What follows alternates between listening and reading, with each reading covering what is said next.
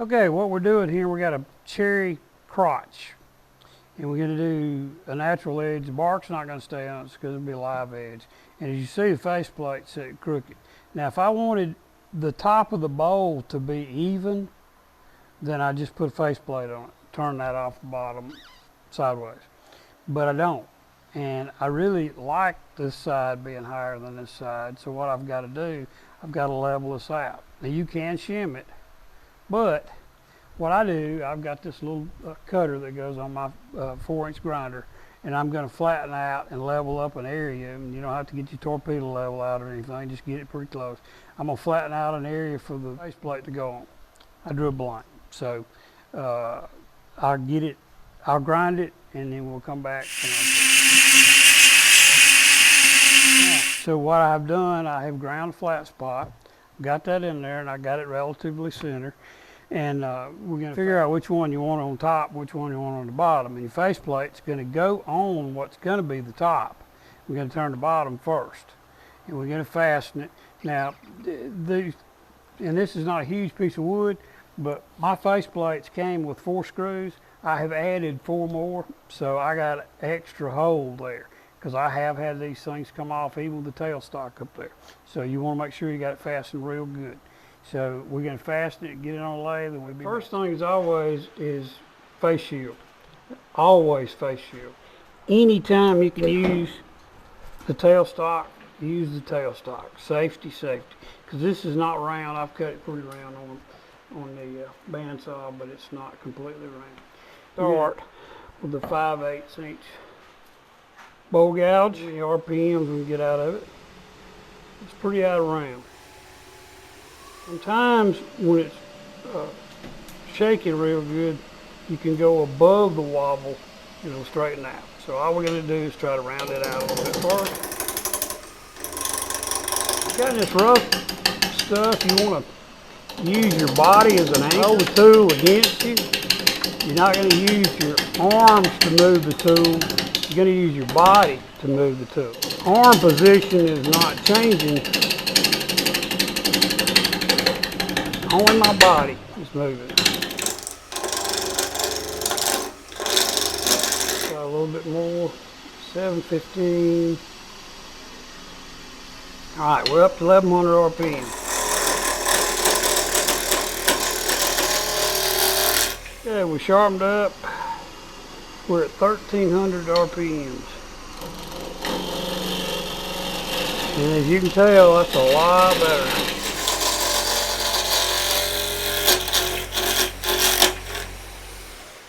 Cut the lathe off before you move this, because it's very easy to get your finger in there. I don't care how experienced you are, it's just a good idea.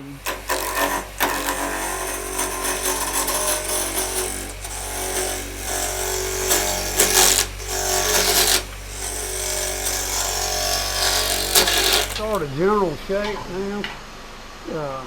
We got it round. I can't tell you how much I love this heavy straight.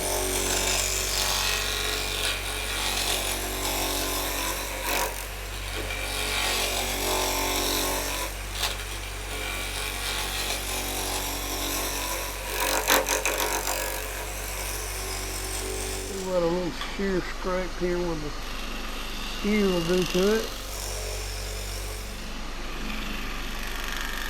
You take all those tool marks out, so you're just sanding the grain and not the tool marks.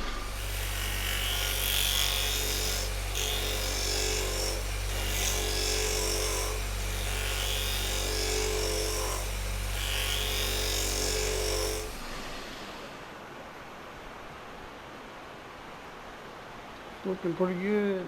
Back the tailstock off, tighten our bottom up. A little bit high. Go a little below center. And a lot of times it's according to the height of your tool, how much below center.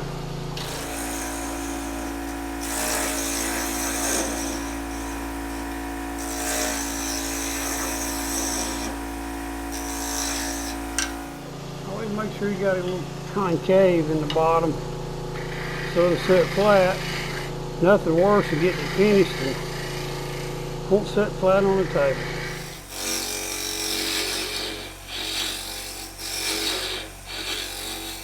Just a little bit around on that side. Let's see if that little spot's gone. It's pretty much gone. So now we're gonna sand. I like this strip sandpaper. It works good for me.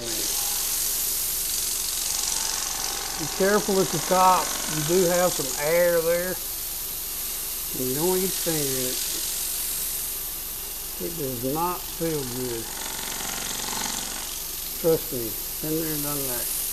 Got the t-shirt.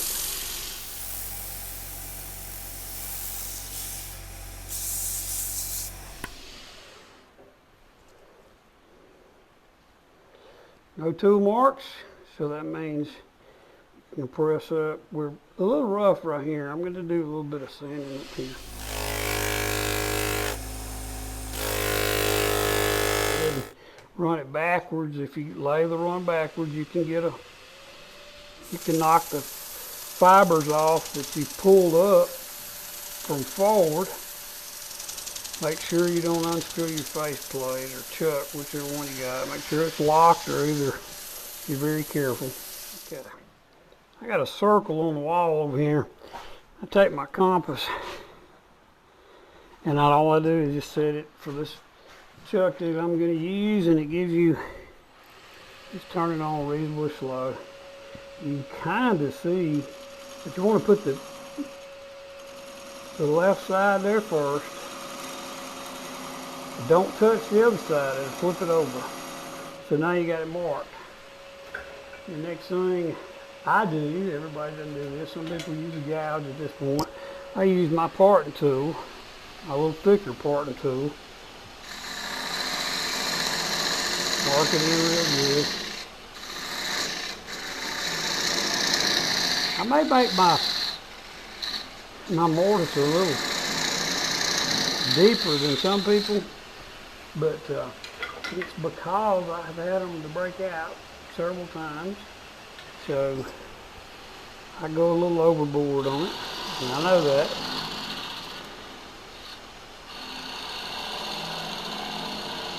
But it's better than hunting where the bowl went across the room or digging it out of your face shield.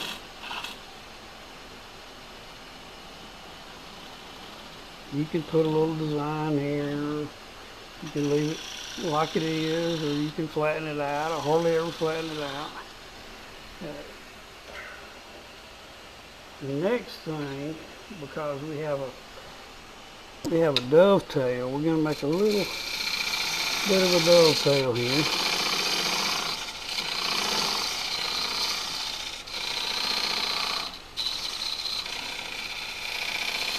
So we have a dovetail for our jaws to get a good grip on.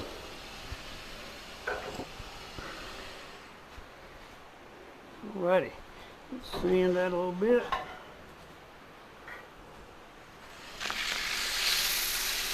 I'm going to put a little bit of OB shine juice on it to start sealing it up, to make the fibers sand off a little better. It's mostly just like putting a light coat of sanding silver on it.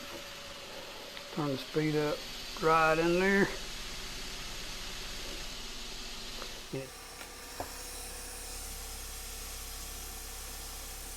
So now it's time to put the chuck on. Everybody's got a different way of putting a chuck on, but if you don't want a whole lot of wobble for this thing, you're gonna, I put my chuck in, just tighten it up just a little bit, get the tool rest out of the way. I'm gonna bring the tailstock up, and my live center is gonna go in the chuck, or against the chuck. We're gonna tighten it up, and what that does is, that centers that up really good. Let's see how much wobble we got in it. Face shield on. Very little bit of wobble.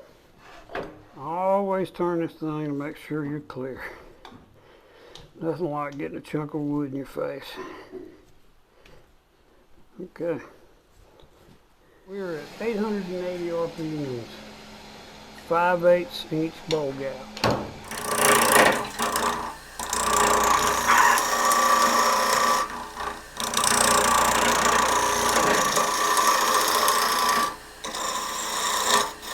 I'm not going to turn much of that with that tailstock up there. I think I'm going to drill it out. So we'll stop for just a minute. We'll put our Forstner bit in here, and we'll save doing a lot of shaving. Now you don't want to turn these things too fast. And I always put a little pressure on there. It kind of helps hold.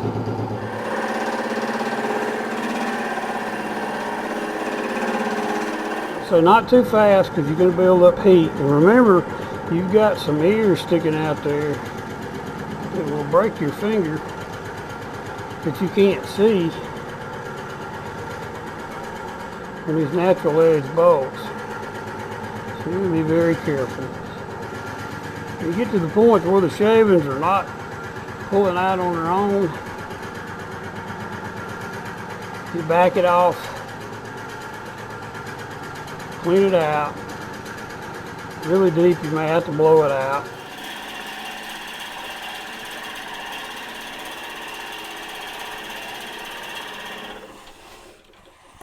Keep in mind your depth, because I have bored a hole all the way to the chuck several times. And I just take a tool, take my finger and mark it, and I'm not going to go any deeper than that. So I can go all the way. A piece of tape would be good. I don't have one handy, but we're going to go all the way right there. We'll turn it back on at about 400 RPMs.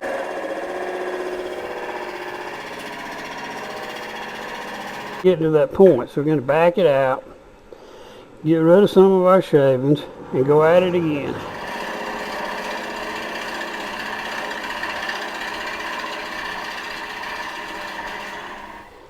I get asked what size bit. It doesn't really matter, but if you're going to just use one bit, you need a bit as big or a little bigger than your Jacobs chuck, because we're fixing to have our Jacobs chuck in the hole. We're nearly as far as I'm going to go. It's probably far enough. We're going to back it out. Again, with this edge, you're going to make sure and cut that lathe off, because you cannot see this offset edge with the lathe turning.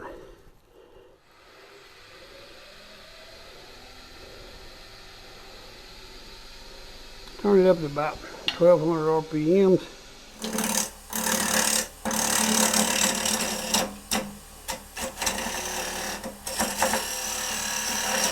I got into 3/8 low gouge, a little smoother. It's not taking as much off.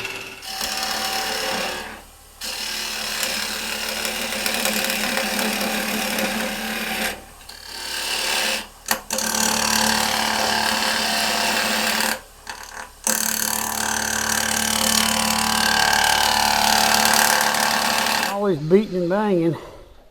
Not a bad idea to go back and check your tightness on your chuck. Wood will expand a little bit. We're going about the way we need to go. I'm not going to go real thin on the edge.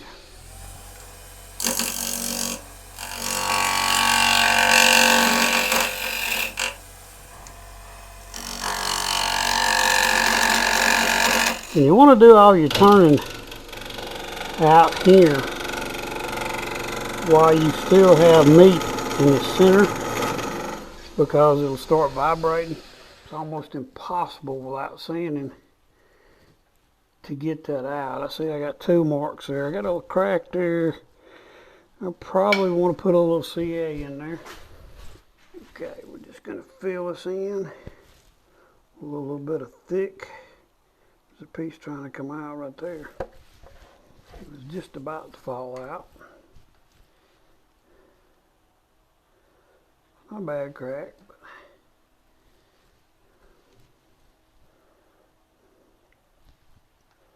but Better safe than sorry.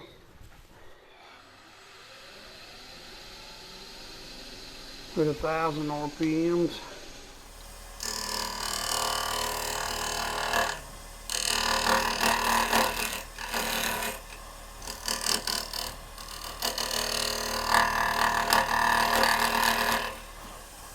There are two rests in it. Closer. We're down a little below center. Turn and make sure you're clear.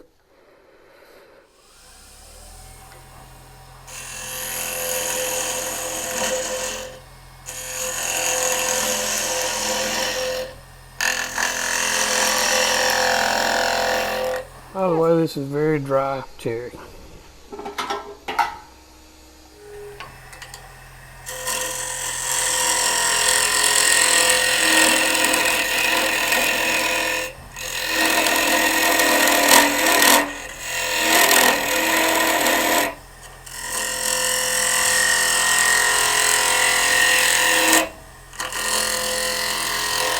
A little carbide tool there to smooth that wing up.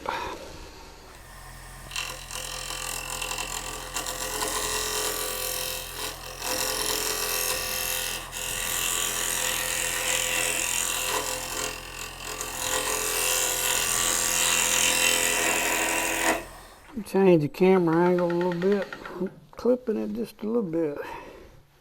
I'll knock that wing off.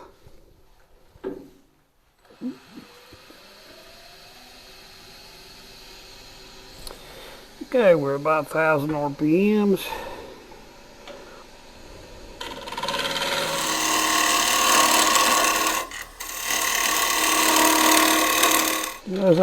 I usually just take it down in steps because I like that side not to vibrate. I don't go all the way to the bottom.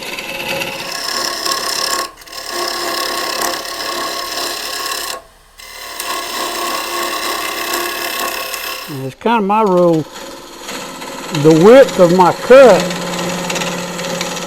is about half the tool I'm using. So I'm only taking about 3/16 down at a time.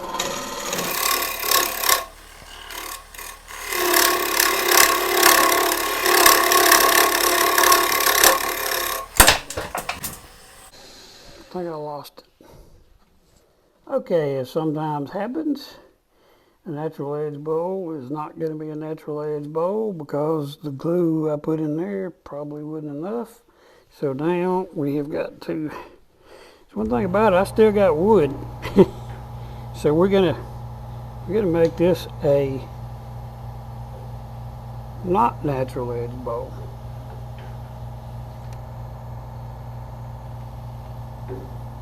And guys, this happens. I mean, it just happens. You got a wood turner that says he ain't never had one blow up. He's probably telling a little story.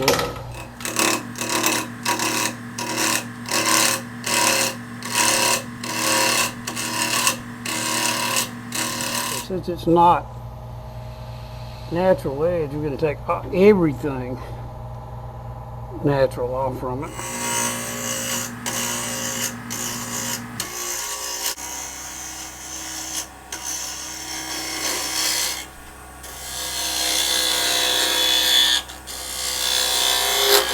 It does have a crotch in it, so we are going to have a little bit of design, even though we don't have a natural edge. Better get in there a little deeper, a little lower. This is a big tool. We're at 1,400 RPMs.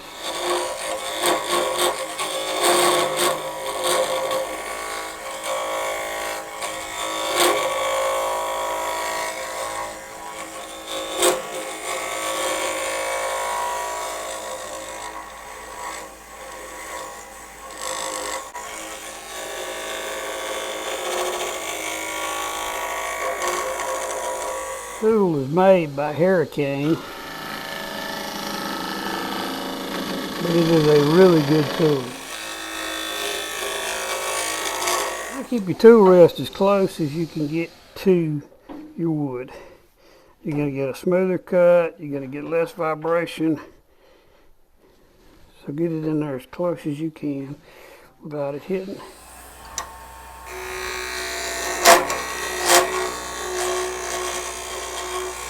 I'm a sharpen.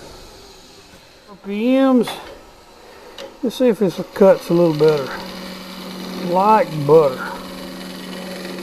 I'm going to do a sharpening video. There's a lot of good videos out there on sharpening. I've got a saying, if you can't sharpen, you can't turn. Little catch in there. Probably where that crotch is, I would say.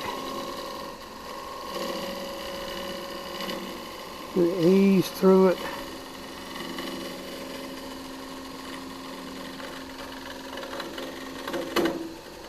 Yeah, that's where that crotch is.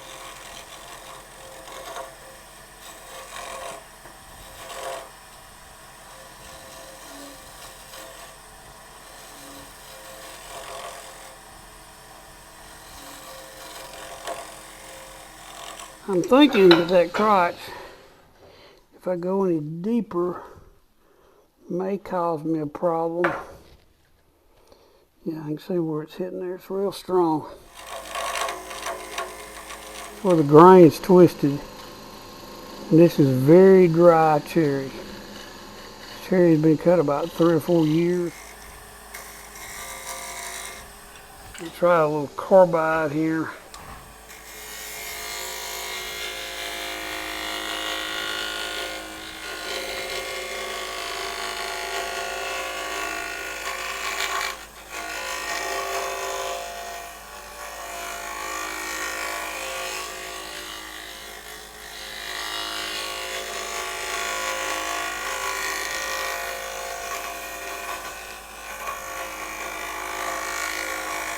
Carbide's not even feeling that crotch.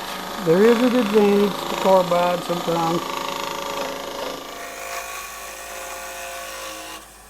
I like my gouges and scrapers, tool steel. But sometimes carbide works better.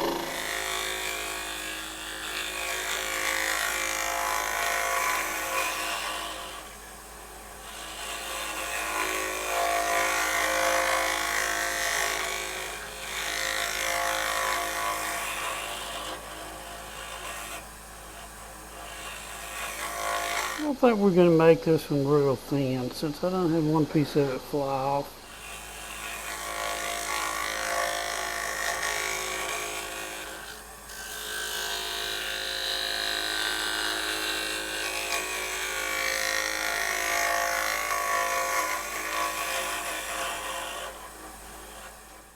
Okay, I'm trying out a new, comes from Cling Spore, soft pad with a little scallop sandpaper. We're going to start out at 80, we're going to go up to 320, and then probably use some axe polishing.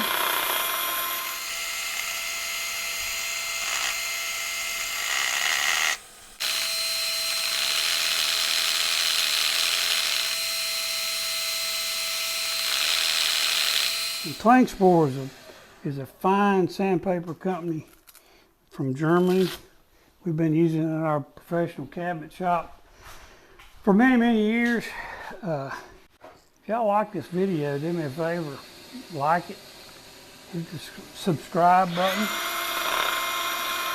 maybe even hit the notification button. We'll be coming out with more videos.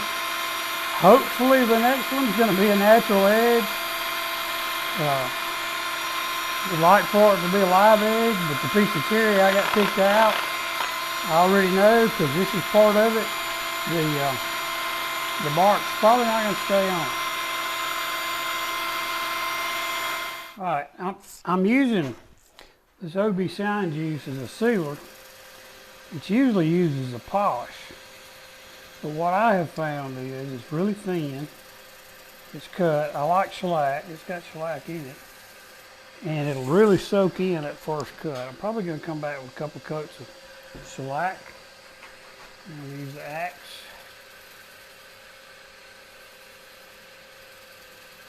Abrasive paste. And if you, with OB shine juice, if you turn your lathe up and hold it up there, it'll dry it in just a second. It also works it into the wood. And since this is not an extraordinary bowl, since I lost the live edge, we need to put a good finish on it. And you could just finish this with the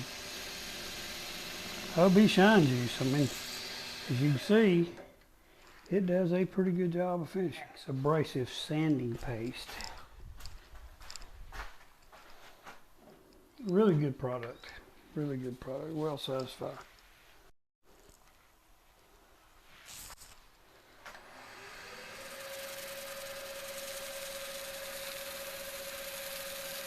What you want to do, you want to get the whole thing coated.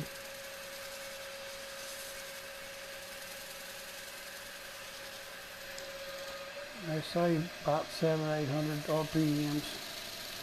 And it's got some abrasive in it, and it's got some whatever they put in it to make it lube up.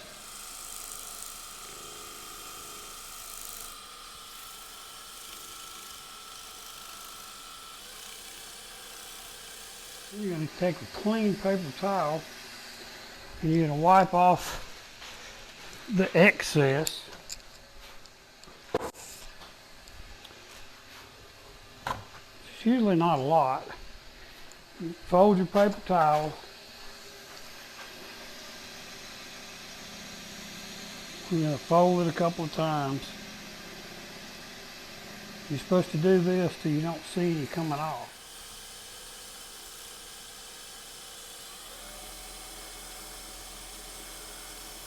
I think I'm going to go all the way with their finish. Got a polishing compound that they use. I think it's canola wax in it.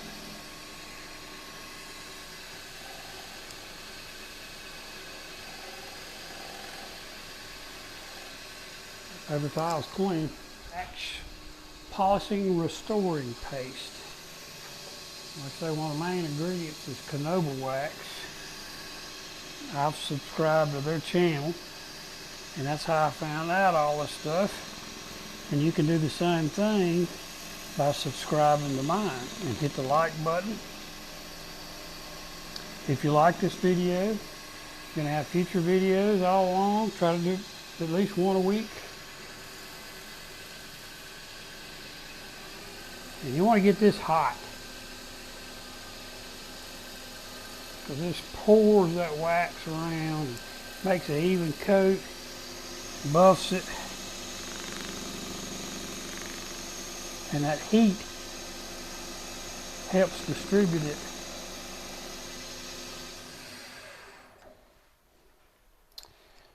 That is a pretty good finish. Satisfied, but I got a little place here I didn't get. I keep my fingers away from the chuck, which is always a good idea.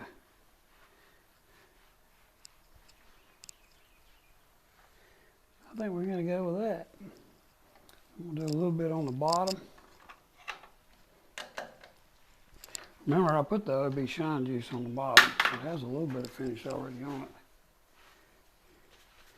Just going to do a little bit down here. I'm not going to try to get too fancy with it. So, it's not what we started out to do, but as you can see, it's got a nice crotch in it. You know, had a few problems with it, but worked through the problems. If you like this, do us a favor and hit the like and the subscribe button. Now have a good day.